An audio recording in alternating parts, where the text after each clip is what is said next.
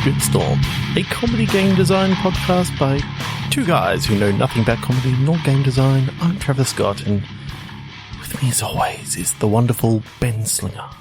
And welcome to Bitstorm Late Night Radio. Tonight, we are taking requests over the phone lines, and the lines are lighting up.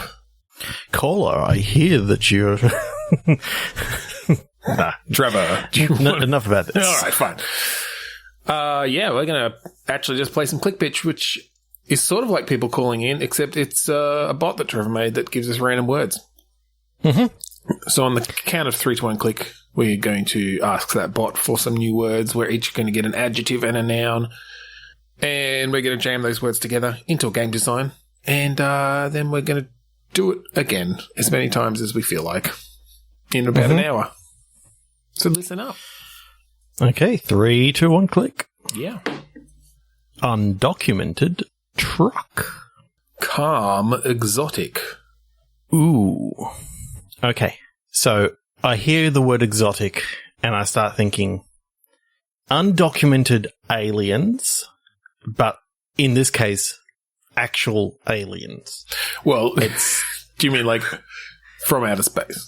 From outer space. Okay. Well, like I'm talking about, this whole thing is set in outer space, and it's all about a galactic war that's sort of going on, and it's about trying to get these people into like safe havens.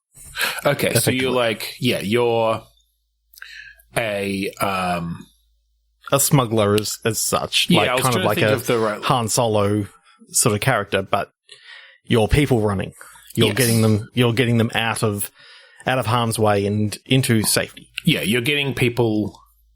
You're helping people by getting them across borders that they are, technically not supposed to cross, and away from harm and into countries not countries, into regions that where they can get help. Yeah. Okay. I like that. What sort of game are you pitching here? Is this sort of like an action, space flight, dog fighting and... Yeah, so I'm sort of seeing it almost like, what was that game that we played? Set in space, you had all the different ships that you sort of went to and did fighting actually on the ship. I cannot remember what the fucking game was called. Killing people. Yeah. The Tom Francis one. What's that called? We're gonna have to cut out all this fucking dilly-dallying. Heat Signature. Okay. Heat Signature. So it's like that game Heat Signature. I remember that game well. Yeah. Where you had the top down and you were running around on the ship. I like the idea of that sort of view, whether you're going to alien outposts or whether you're going to different places, and then when you get back onto your own ship, you've got to sort of help the people know where to hide, and you sometimes get like stopped and have to. Okay, can this be a cross between that sort of game? Because I feel like there's a tradition of that sort of very open world economy based game in space on like a 2D plane. I like that. Combined with some like spaceship building stuff, so that part of the challenge is adding the little hidey holes and different techniques for hiding illicit people and materials, basically, as you cross these borders. And so you can essentially upgrade your ship in a lot of different ways to make it easier to get past customs as such, and border patrols and this sort of thing. And really, it'd almost give you an idea, or give the player an idea as to, these are the horrible things that these people are sort of going through, and getting out of this area is, they're asylum seekers, Yeah, you could definitely make a good political statement with it as well, for sure. Coming from war-torn planets and, facing xenophobia. Well, yeah, because you got all the different aliens. You can actually have, these really scary sort of, xenomorph sort of aliens who are just trying to get away from. Yeah, they're just trying to get away from persecution. They're just trying to bring and all their family across. Yes, they have. Acid for blood. They're bringing 7 eggs that will impregnate a human if they get loose, but they've promised that they won't, and they've promised to not bleed too much on your ship. Yeah, no, I like that, and you could bring some humor into it like that as well with the references. While at the same time, making a bit of a statement. But yeah, I like that idea of you can deck out your fit out your ship in different ways. So you might tend towards like speed and anonymity in a sense, so that your strategy is literally just like bust through and get blockades. Like speedy and far, like so essentially bust through a checkpoint. And you get away before they can tell who you are and they can't catch up with you, right? Like, because you've got tools also to like hide your signature and your identification and stuff. And if you're fast enough, like, what are they going to do? Or you go in a different direction and, it's more about, okay, well, everything's so well hidden that you can just pretend to be, you've got fake credentials rather than just trying to hide them and get through. You've got fake credentials and everything's hidden really well in all the little hidey holes in your ship. They're never going to find it. And that sort of thing. So I'm just picturing, because you said before space on a 2D plane. Yeah. I'm just picturing that, they sort of come up against the checkpoint and they go, I don't get it.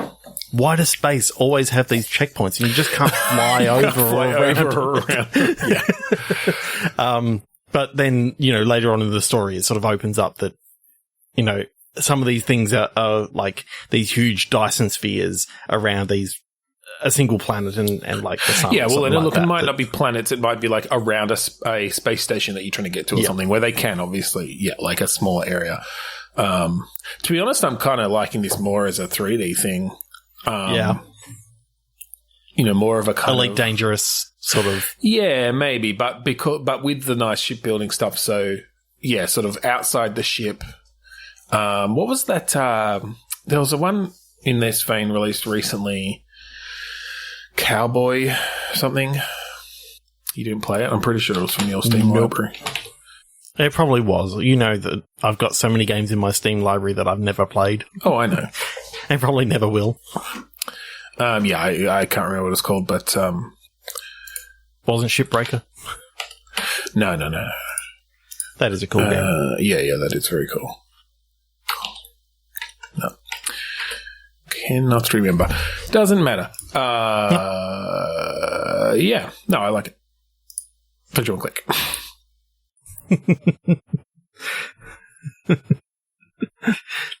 Sunrise Cramp. Darling Tearing. God. Tearing with cramp just makes me think of like it's the worst cramp ever and it literally tears the muscles off of the bone. Yeah, tearing and cramp gave me some sort of muscle tearing thing too.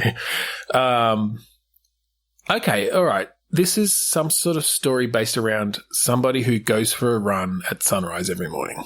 Mm-hmm. I don't know if we base all the gameplay around that and you like... Because it could be that that's sort of the framing device for some narrative stuff. You see different people on your run and, you start to see things about the town. We've kind of done that sort of thing before. Or it could just be a narrative jumping off point that this is where the story starts. They're on a run, they tear a muscle. And they go to sit down. Okay, when they sit down, they see some, like, droplets on the ground. Okay. And so they follow the droplets and they actually see someone being attacked and they happen to stop. Is this like the droplets of blood? Yeah, droplets of blood. So basically they've managed to actually stop this attack. Yeah. Mid-attack. And now as they're going for a run the next morning, they're starting to notice that someone's following them. Okay. So he's not, maybe, he calls the police and all this sort of stuff. And they sort of say, well, there's not much that we can do about it, but thank you for saving this poor guy's life. Okay, so they're getting into some sort of story of intrigue here. Yep. Right. There's basically someone who's attacking people going for morning jogs.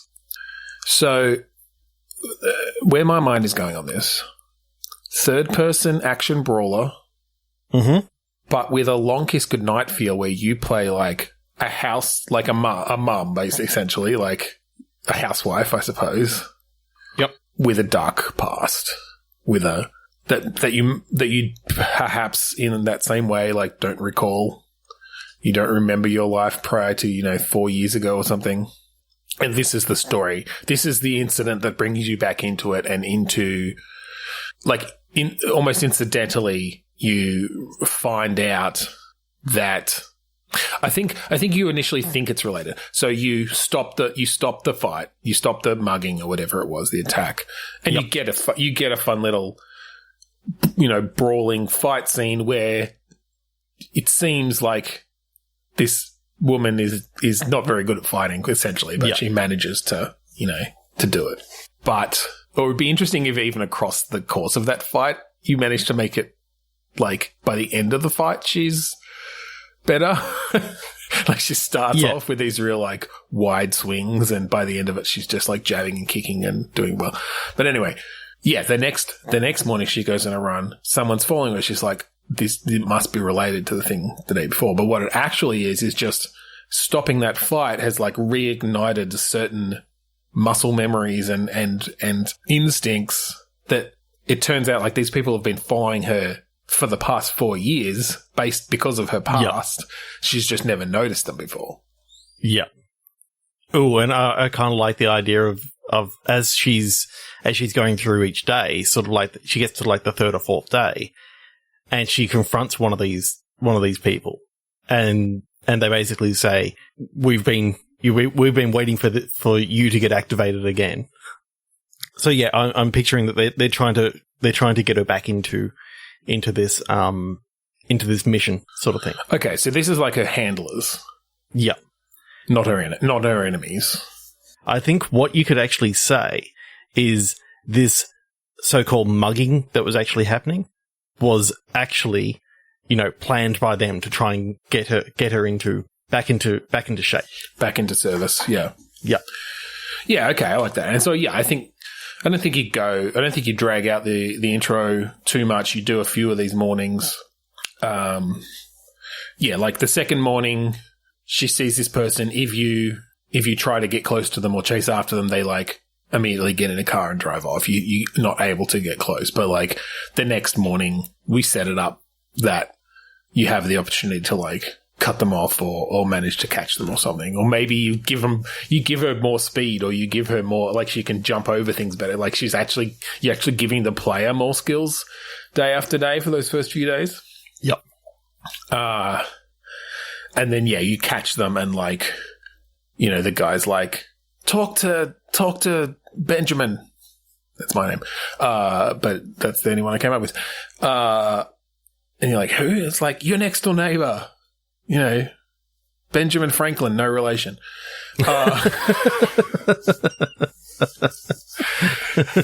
And, like, it's like someone you've known this whole time, but it turns out they're one of the handlers as well, and you get, like, an explanation. I mean, essentially the Samuel L. Jackson-ish character. Yeah. From Long Kiss Goodnight. So where does she end up? Like, where does the bulk of the game actually go? Yeah, so then, there needs to be something big happening that they want to bring, like their retired agent, essentially. So is she retired because, is this a situation of, like, she was done with that life, and to retire from this organization, you essentially have to have a memory wipe? Or... Yeah, I think it's kind of like, it's a nicer version of the John Wick sort of pulling out of that world.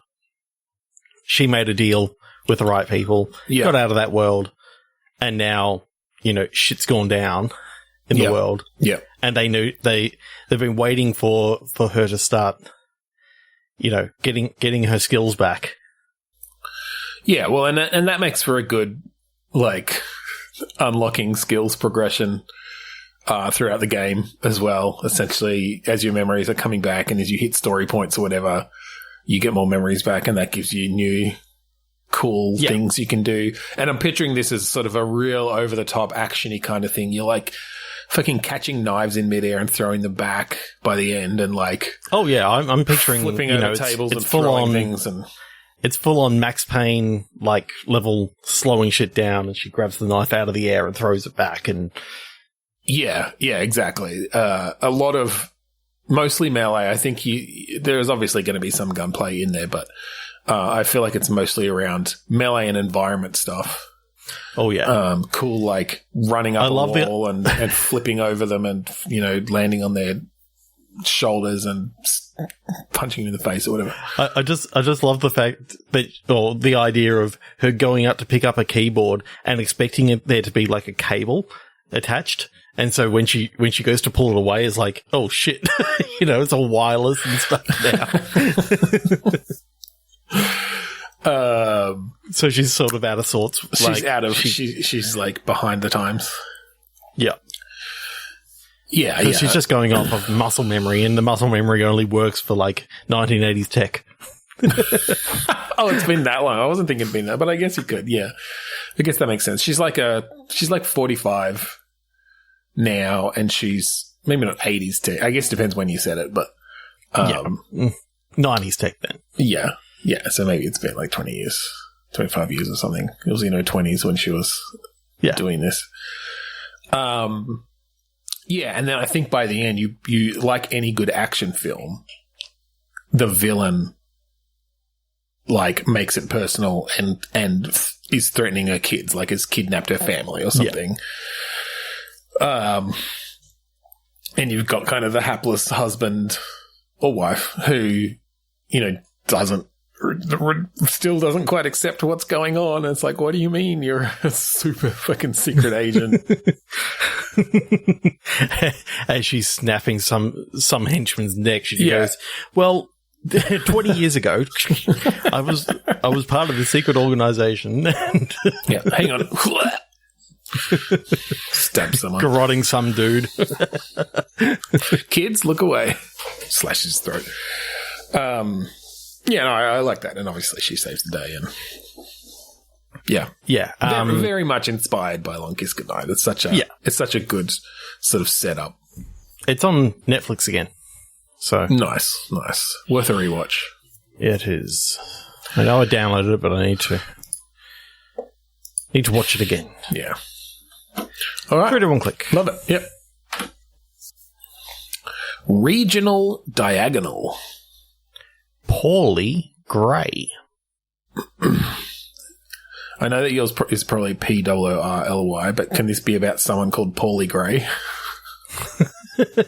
Yeah, why not? Paulie Gray, farmer.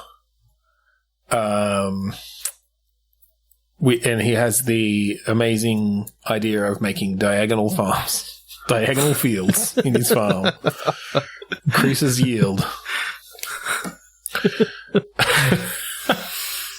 No, I don't know. Paulie Gray. Who's Paulie Gray? He's a wizard, and he's gone to Diagon Alley. But it's regional Diagon Alley.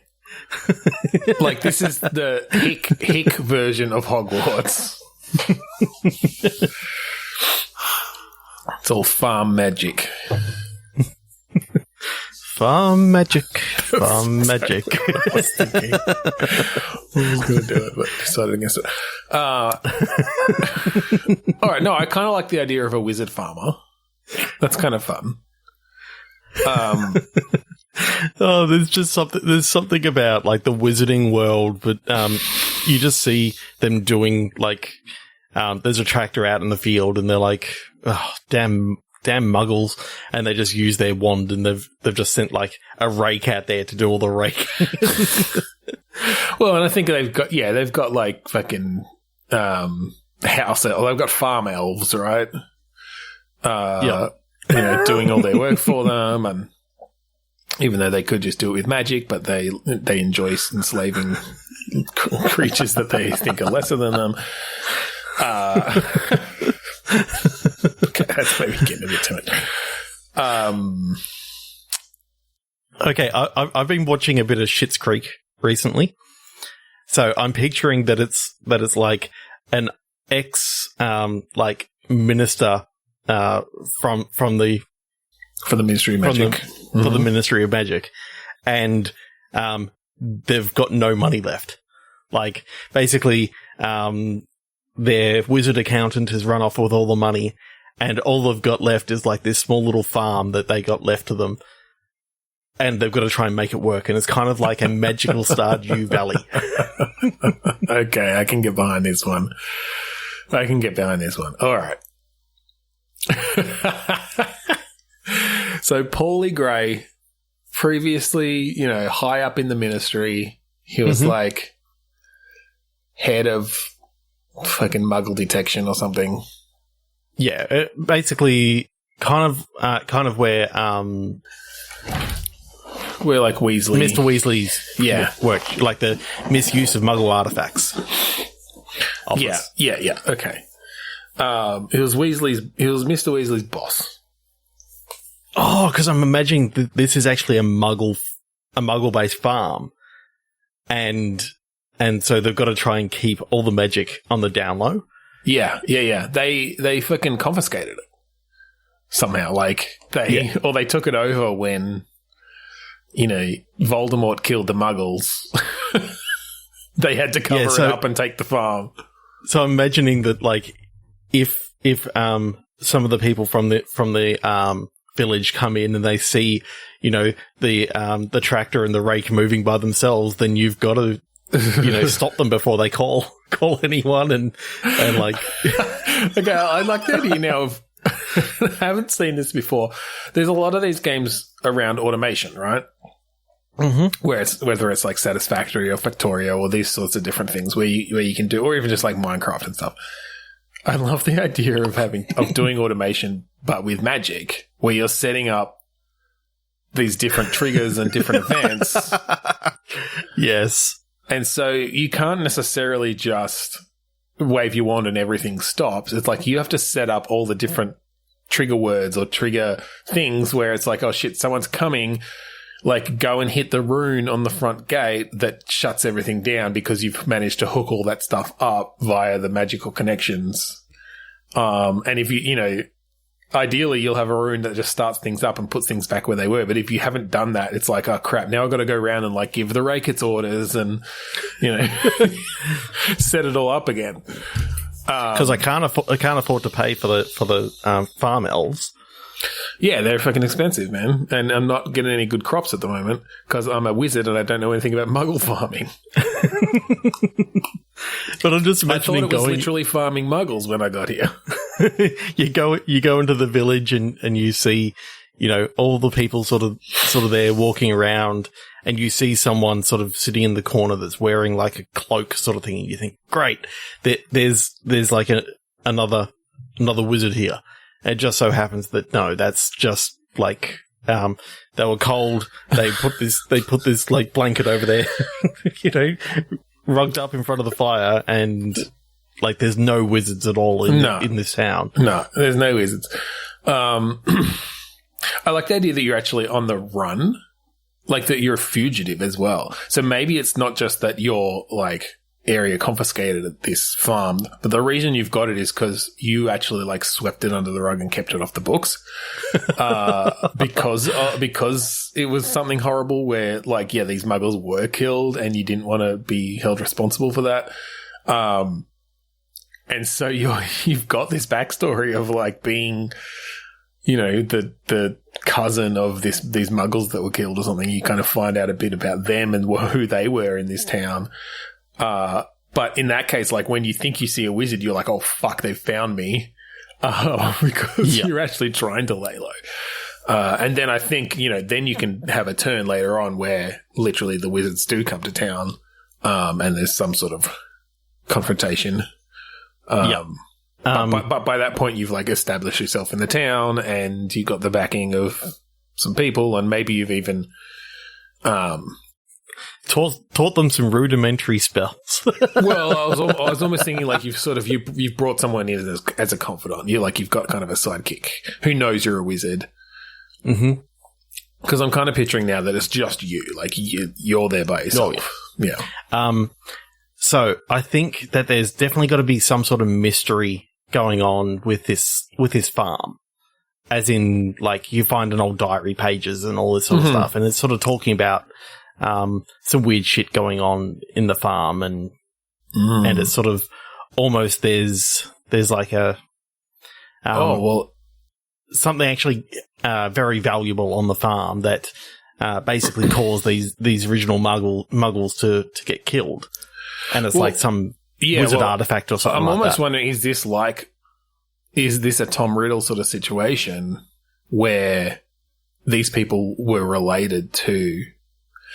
Maybe it's not Voldemort. Maybe this is like 50 years in the future or the past or something. Like this is some other, genocidal dark arts wizard. But it's that similar sort of situation of like, oh shit, like Moldavort was the kid in this family or something. Like you thought that they died from this person, but it turns out like one of them was that person or something like that. Like you have a sort of parallel kind of thing there. It could be fun. Or some other connection. You don't want to necessarily make it too similar. You actually say that, it's signed, James Potter Sr. Tied indirectly. Then we'll be fighting with all the fucking fanatics and have to make sure everything's canonically accurate. Screw that. Yeah, screw that.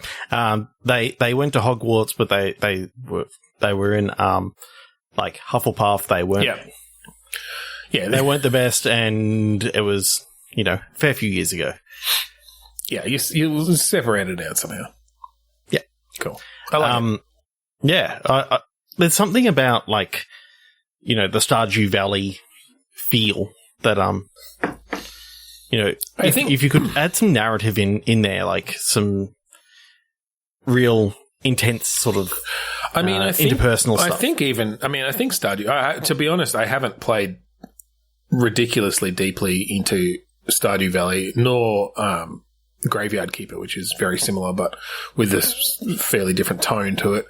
But I mean, there is some ongoing narrative stuff in there, for sure. But yes, I like the general mechanics around that, and because there's just a lot of gratification to be had for like building up your farm and making it work well, and particularly if you bring in some of that automation stuff. And especially if you can like put the muggle repelling spell on the gate so that when they approach the gate they turn away. And that's the thing. You can have so much fun with all those sorts of little. You set up a magical zone of growth, boosting or whatever, and once you learn it, but you have to learn these spells, and how do you find out about the spells? Like maybe you're discovering different things, or maybe you're fucking sending away to the mail order magazine for wizards to get new spells. But I love the idea that he finds out these things from these diary pages of the magic of water and all this sort of stuff. It's like, oh, I can use this water here, and he just puts it on and starts growing. I found this magical growth serum. It's called water. It's just like it turns out that all this magic is just literally him using muggle based. It's written in technology. A way. It's like okay, I found the secret for growing the magical plant. It says dig a hole, put a seed, dig a hole, bury the sacred object. 10 centimeters below the ground, wait 7 days and 7 nights after dousing it in the magical growth liquid each day. It's like, oh my God, there's a sprout. It's growing. The magic is working. This ancient magic. I'm not sure whether anyone... and then you're going into town every day and like trying to hide it.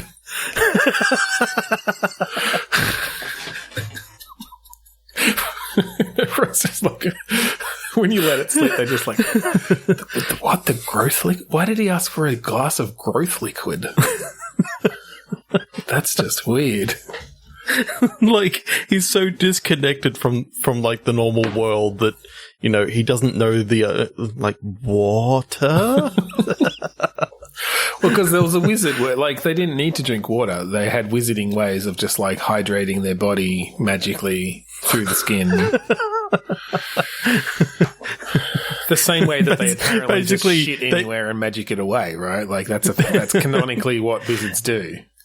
Now I'm picturing that, like, it's this twisted wizarding world where they've forgotten how to actually drink anything. They just magically bring in, like, saline solution and put it into their...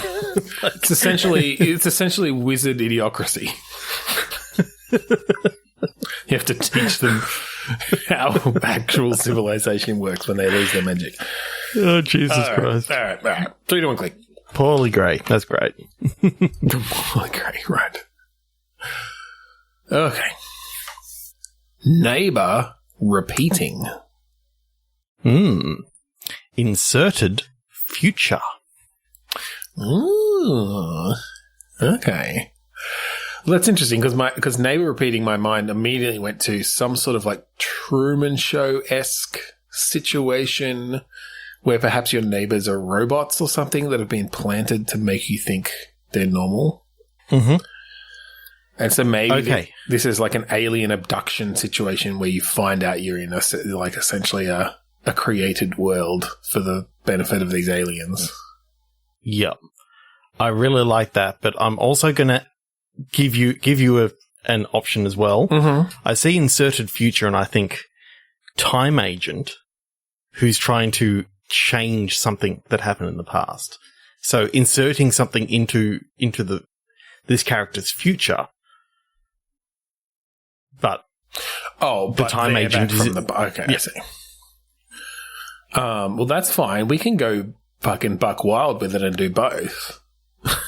Maybe it's this time agent from the future who comes back to let this person know that their reality is not reality and that they're on an alien spaceship in a sort of Rick and Morty-esque, Truman Show-esque, situation where everyone around them are actually automatons and they're the only human. Okay. So you're playing the time agent, correct? Maybe this is a kind of Heavy Rain situation where you're playing both and an alien. Because I really do like the idea that you get to the end and you find out the time agent, like, he's the one who's actually under observation, and it's just been an unreliable narrator sort of thing. Like, he thought that he knew everything that was going on, but that's how they sort of kept him going with this thing. So they pretended that they could go back in time.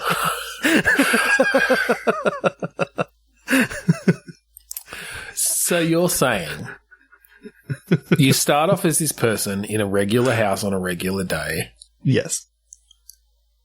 And on their regular walk to work, a rift in time appears in front of them. Mm-hmm. The time agent comes out.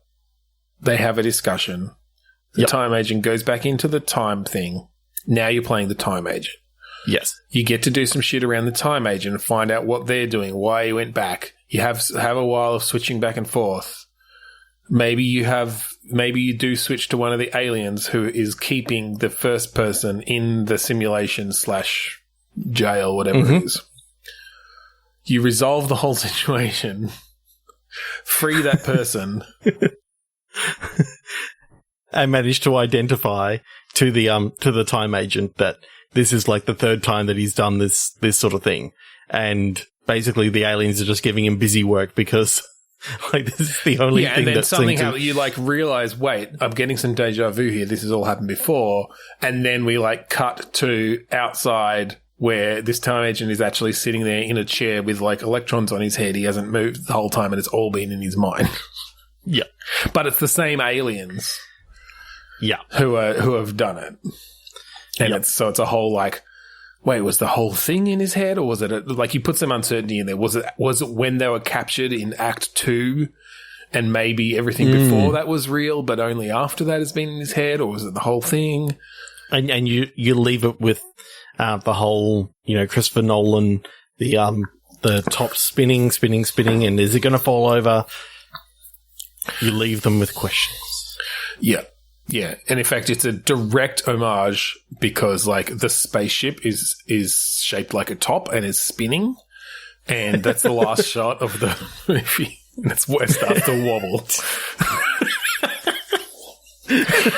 And everyone is like, goes, gravity. The fucking stabilizer's failing. Dun, dun. There's just something about that sort of narrative of just a totally out there premise in sort of set in in a mundane world to start off with. Then it goes batshit crazy, and then it gets back to somewhat normal. Yeah, and then it goes batshit crazy again as the ending sort of occurs after you leave this. Oh yeah, we call that the art of mindfuckery, I think. Yeah. No, I like that. I mean, and you and I are known for. I mean, when I say loving mundanity, known, I mean you and I know. Starting in a very mundane setting, and then before things kind of blast off into the actual game, is always fun. I feel like it's just always a good start to kind of relate people to the characters and the setting, and it's cool. Okay, so what sort of gameplay are we talking? Are we talking kind of like a point and clicky sort of thing? Are we talking like a third person adventure? Yeah, I mean, since I said it, I have been picturing kind of Heavy Rain-ish, where it's third person, or Detroit Become Human or whatever, like third person making decisions. You got some branching stuff, perhaps, dialogue trees and options. It's more about exploring the world and just having something semi-interesting to do as you explore it and get some exposition and get some world building in there. And okay, so how much of the world can you actually explore? Is this kind of set on an island, kind of like your Grand Theft Auto-y sort of thing? I mean, I think you'd have to limit it down reasonably well. And whether you just create artificial barriers of, if you're in the first scene and you try to walk off down the street, the guy's like, no, works the other way. I can't go that way or whatever. You put in some reasonable reason why you can't just go off and explore like any game would. So I don't think you necessarily need to explain. Yeah. That I do like the idea of opening it up a bit at some stage so that you can sort of set up, this sort of game, you can do anything that you want. You can rob a bank. You can, I mean, we could try. I mean, we're not actually making it, so sure. No, I feel like that could. I guess it depends on how much we want to. Because when you open up the world like that, you have to have enough interesting things to do, right? Yeah. But I mean, maybe you open it up after you find out you're in a simulation and you get to sort of explore the limits of it in some way. Yeah. And see how the simulation actually handles, the craziness of you planning a time heist while doing, some other well, maybe other crazy that things. Could be kind of fun. Maybe you do have the point where the sort of the small town you're in becomes opens up, and this is after you've talked to the time person and they've said, look, to get out of here, you need to disrupt this whole simulation. And so then from a technical point of view, you've got some plausible deniability as to why all of the AI, all the people repeat themselves a lot in very video game-ish fashions. You don't have to worry too much about things persisting. You literally have that if you go too far, you play on some of the Grand Theft Auto stuff, it's I blew up that shop, but then I turned away and looked back and it had regenerated. It's we only keep things that you can see in memory. It's called frustrum culling. Yeah. Maybe you've got like the time agent in your ear this whole time, and so you can throw in some of those like little jokes and jabs, and he's explaining the world to you as you go. Be careful, that person's about to ragdoll.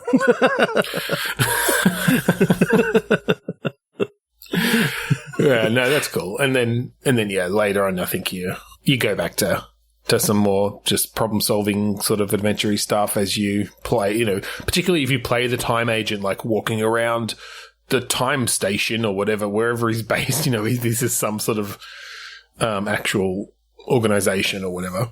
Mm-hmm.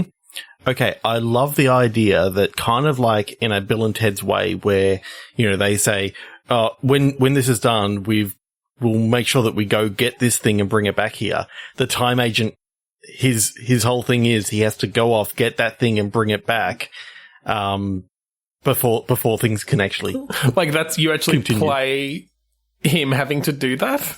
Yes. I love the idea of playing as the person in the simulation and going and like essentially having a power in that, like in the gameplay where it's like, oh, I need a rocket launcher, you know, and you can place one and you're saying that meant that the time agent came back in the past and put it there. And now it's there. But then later, then you switch to the time agent, and depending on how many times you use that, you just have to do all these, like... There's a whole heap of fetch quests. Yeah, there's essentially the opposite of fetch quests. There's, like, place quests, where you just... It's like a Crazy Taxi mini-game section, where you're having to get around this simulated world as fast as possible, dropping things off. It's like Crazy Taxi / Paperboy, but you're, like, throwing rocket launchers into bushes.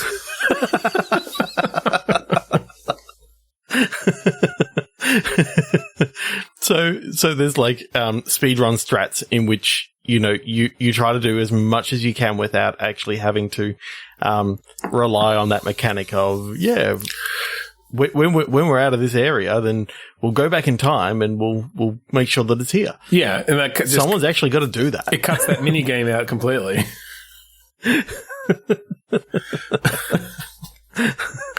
This has become a bit of a mishmash, but no, I think the idea is fun. I love it. All right, 3 1 click. 3 to 1. Condemned elitist. Acute horror. Ooh, acute horror. Does that mean jump scares? Like, is it acute horror? Just like it happens immediately and sharply. Present or experienced to a severe or intense degree. Yeah, well, that's exactly. It's like, yeah. This is not. We're not talking slow burn, you know, deep psychological scares here. We're talking in your face, horror, jump scares, gore. Yep.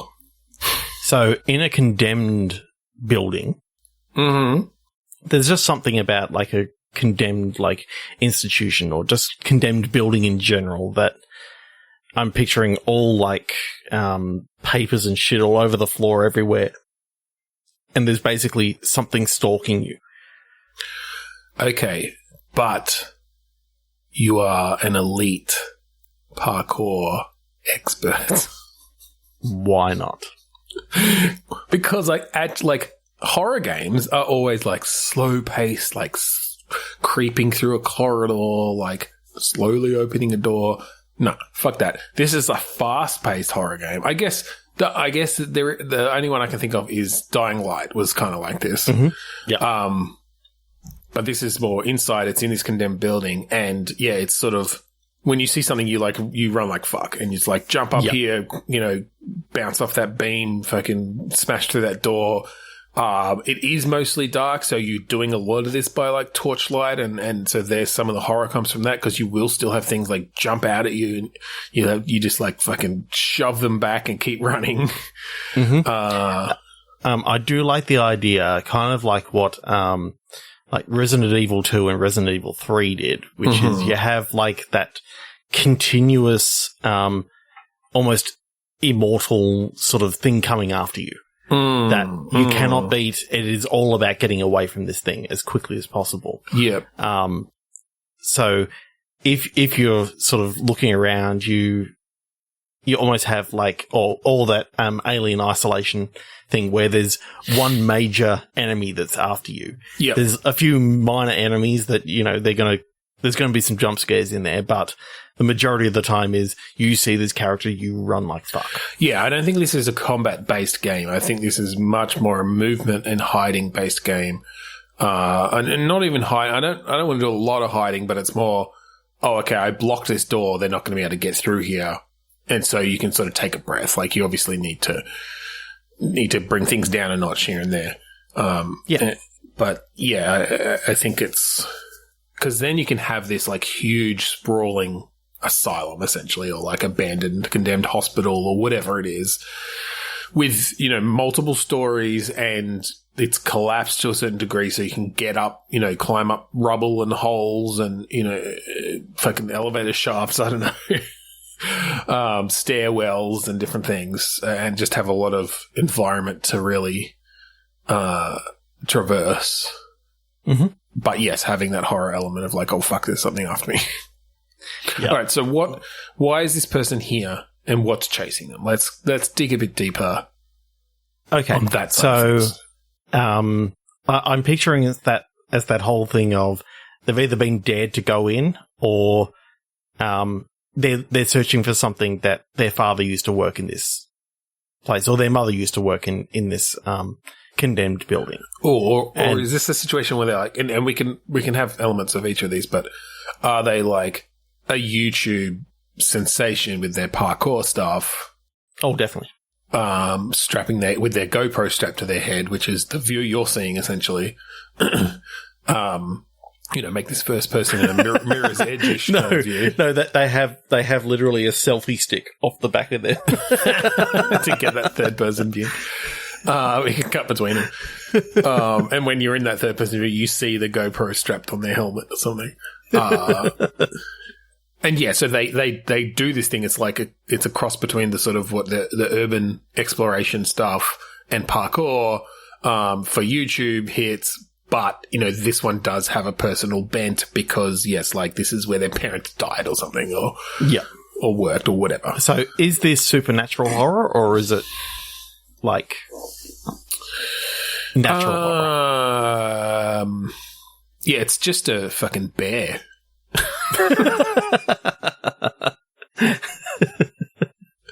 No, I think it's at the very least like body horror, like genetic abnormal. Like you could put it in the realm of science with like they created these like steroid beasts that with genetic mutations or whatever that are unstoppable and have escaped or something. Yeah, I don't know. Yeah, I mean that's probably right. Like it's some sort of facility that you thought it was a hospital, but it turns out there's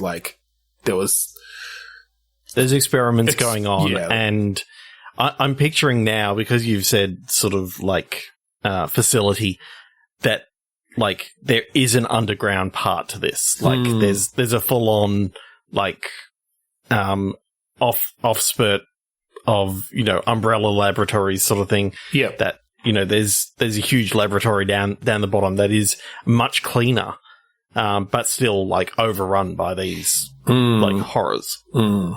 Yeah, and it's all about what did my parents actually do here? Yeah, what were they involved in? For sure. And you wonder whether you actually show that this character's mother is actually still alive and is one of the horrors in the basement sort of thing. Yeah, you fucking find her. She's the only creature you ever managed to kill.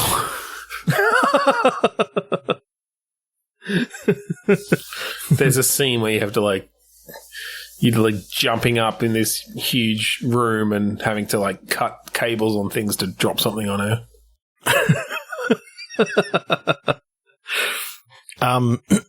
So I'm definitely thinking it's not like zombie sort of characters. They're definitely more. I think maybe they are beasts. I think maybe they are, and because they were doing a lot of animal testing of this, super serum, some sort of thing that ended up just turning them into these, ravenous rabid beasts, essentially. You talk, because the baby's crying. I can't currently hear the baby. She's just stirring a bit. Yeah. And that your mother is essentially like the first human test subject.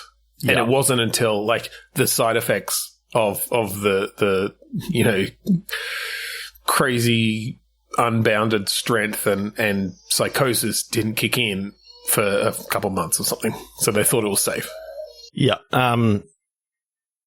Okay, so this facility, I see it as almost like a sprawling sort of, probably a big factory sort of thing, or some sort of big building that has, you know, 2 wings and you know, it's got lots of offices and stuff that you can. Yeah, and look, you need a lot of like beams and catwalks and, you know, broken areas between multiple floors and stuff if you're going to make this really sort of parkour traversal. So you've got a lot of different routes through areas.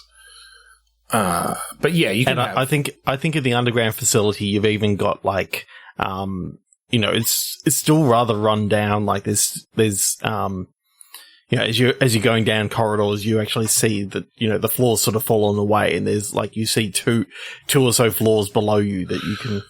Yeah, you can drop down or something. You can. Yeah, it's in pretty bad disrepair.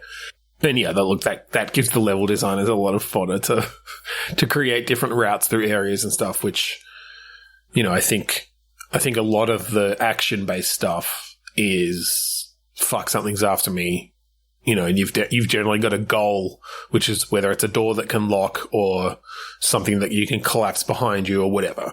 And that's where really some of the hardcore kind of racing away from things comes in.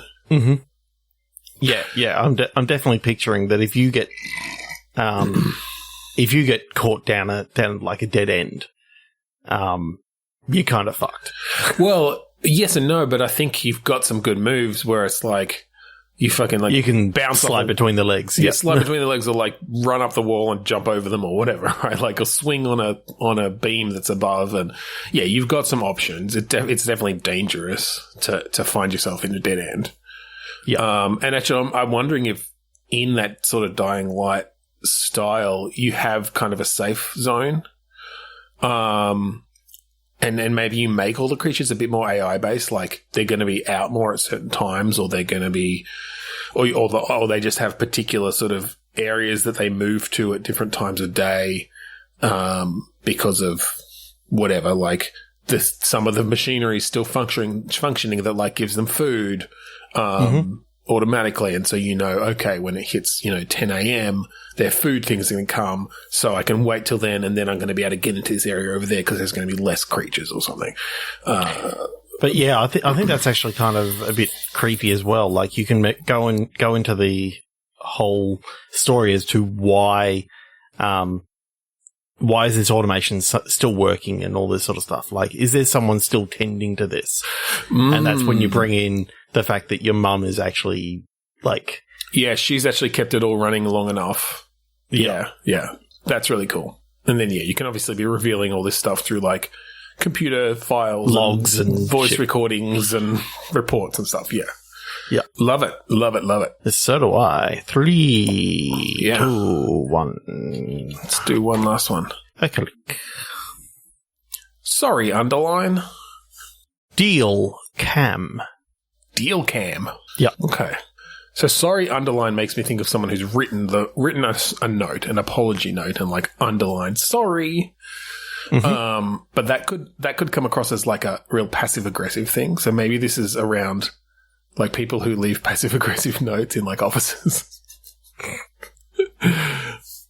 And then deal cam is like you're setting up cameras to catch people who are, well, I was going to say dealing drugs, but I don't think that works for the dealing in candy bars that aren't meant to be sold because it undercuts the vending machines.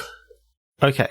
Not to say no to your idea, but to go in a slightly different way. Sure. I like this idea of this character who's made a deal with the devil. Mm-hmm. but he set a GoPro up in his room when he made like this deal. Okay. And so therefore, like, he's actually got this footage of the deal that he made with the devil, and he's basically trying to sell it. Okay. All right. So it's been 100 years or more since the devil has last made a deal with a human. Mm-hmm. And this is why the devil's not quite up on current technology. So, like, the devil knows about cameras, but he knows that they're like these huge bulking things that, you know, he's got to stay still for 5 seconds, 5 minutes or whatever, in order for them to take their pictures. So. Yeah, so he hasn't actually learned to be careful of modern day, you know, imaging technology. And so yes, this is how he's captured on camera. It's the first time he's you know, popped out of hell in about a century. Yeah. So you're actually playing the devil in this. Oh, okay. And you're trying to chase down this guy, and every time you get close, he leaves like this passive aggressive note that has the word sorry underlined. Okay. All right. I like that. Now, whether it's actually the devil, you know, Lucifer the devil, whatever, or it's just like you're some unknown demon who you know, made a deal. Yeah.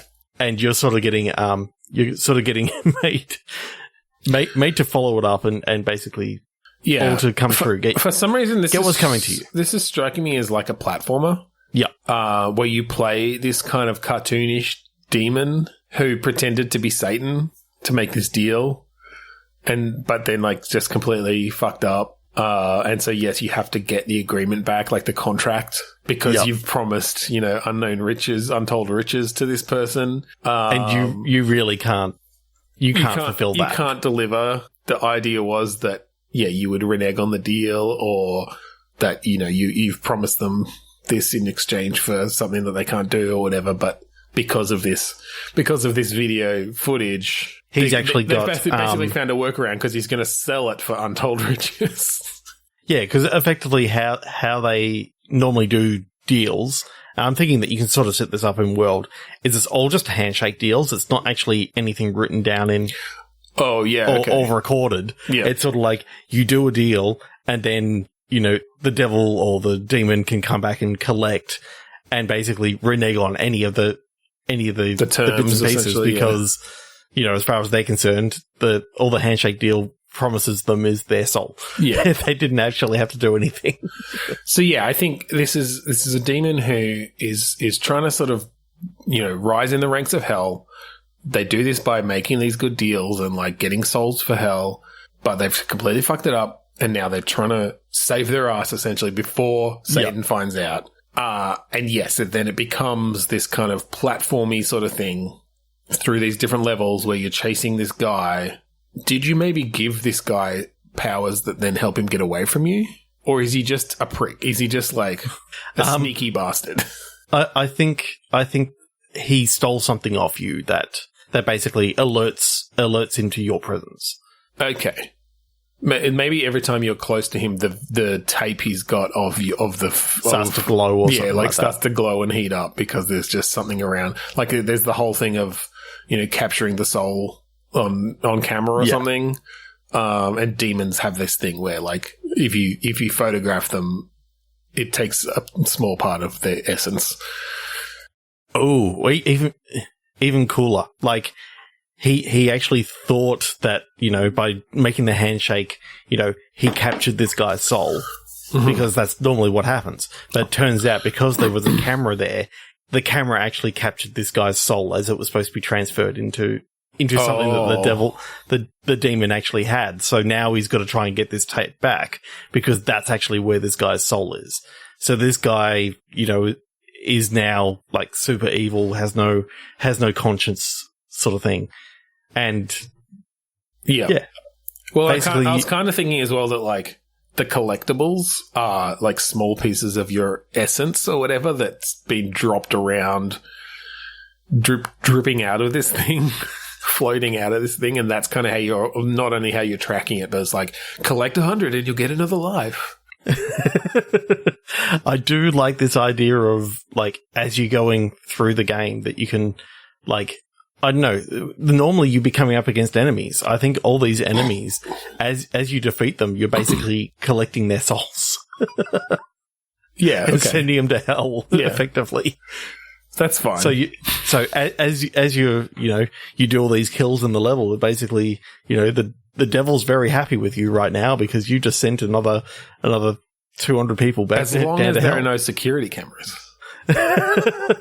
Actually, that'd be an interesting mechanic because I'm kind of picturing a 2D, almost like damsel-ish or something. Like, sort of, you've got different levels, different sections, and as you kill people or things, you see their soul come out. But if there are cameras around, you see it start heading off to those cameras because they're like capturing it in the data stream or whatever. And so to get the most points in the level, you have to like smash all the cameras first. You have to find and destroy all the cameras. Or failing that, you've got to find the security office and destroy the tapes. You can get them all back. Yeah.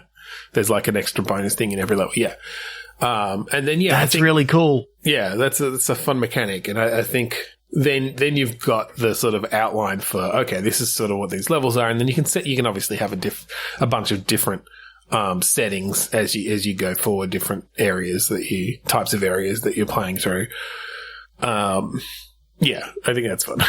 Yeah, and I think literally this all the people that you're going up against are like hench people of this guy. Like, he's gotten so powerful, like, that he just has hired all these people and these private contractors like 2 years and stuff. Since it happened, and you didn't realize, like, the beginning of the game is Satan coming to you and just being like, "What the fuck did you do?" Because he's just found out as well. Like, this tape started, getting out or something. Or maybe that's even it. It's not just you got to find the one tape. It's like you're tracking down all the copies. Because each copy contains, like, a fragment of the soul. Yeah. It's like a fucking demon Horcrux thing that it's split into, like, 56 awesome. pieces. That sounds like a good number of levels, doesn't it?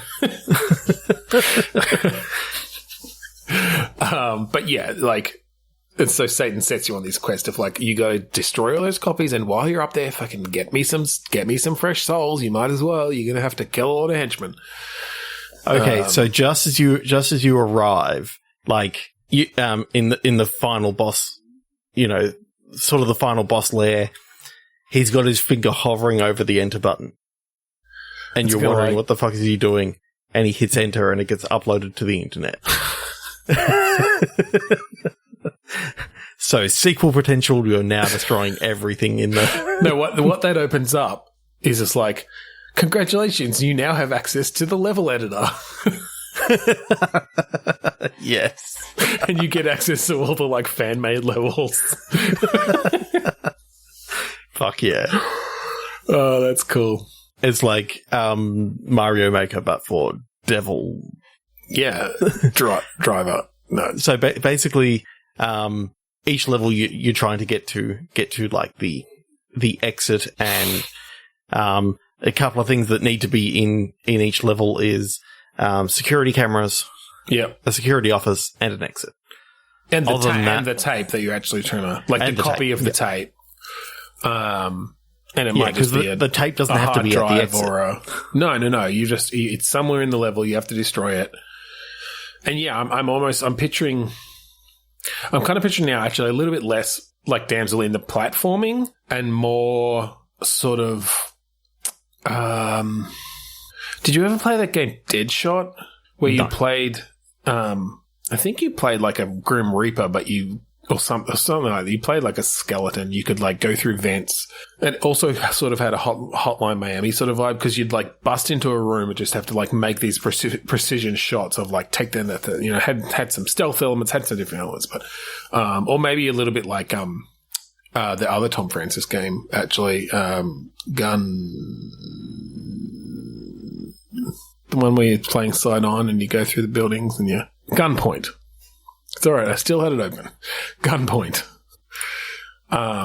Did you ever play Gunpoint? I feel like we've brought this up before. Anyway. Yeah, more of that sort of thing where it's kind of like you you have a moment to like, you don't know what's in the next room, and maybe you bang open the door and you see, oh shit, like there's 3 people in here and they're all going to start firing on me, so I'm going to use my like devil skip to like, teleport into the middle of the room, and then I'm going to use my one-off area of effect, something that you picked up to like blast against the walls, and it's a bit more strategic than just pure platforming. Mm-hmm. Of course, I own Gunpoint. It's on my Steam library, and I've never played it. So yeah. Play it. It's good. It's quite like good. Most things I own. I own everything. It's quite good. It's quite good. Yeah, that's cool. I really like that idea. That's some cool shit. Cool. Well, that does bring us to the end of tonight. It does. So thank you for joining us this week on Bitstorm. If you want to find us online and the rest of our episodes, go to podchaser.com/Bitstorm, all one word. All of our previous episodes are there. We might be up to 200 by the time you hear this. I don't know. We're not far off. That's a lot of games to go back and listen about. Listen about. That's a sentence. Mm-hmm. We're also part of the 8-Bit Collective, and this is a group of podcasts sort of banded together into a, little group. We help each other out. Go to 8bit.net, check out some of those other great podcasts around gaming and pop culture and other things. While you're interested in gaming and pop culture, check out the Australasian Gaming Podcast Network on Facebook or at AGP Network on Twitter. And also, we'd like to thank the wonderful musicians of Kuradust, of which we are part of. Of which we are too. for the use of the song Mount Defiance off of the album Containment Failure, which you can find on Bandcamp because the website is no longer there. Yes. Because Ben brought it down. Hey, I only learned it like 2 weeks ago. Over the past 10 years, I've paid more than $1,000 to keep that fucking site up. All right, that was like $100 a year for that hosting.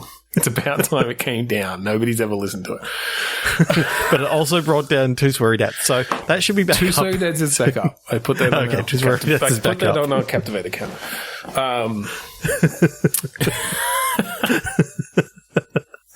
So yes, thank you again for joining us this week on Bitstorm. I'm Ben Slinger. I'm Trevor Scott. And I'm Paulie Gray. I'm a fucking wizard.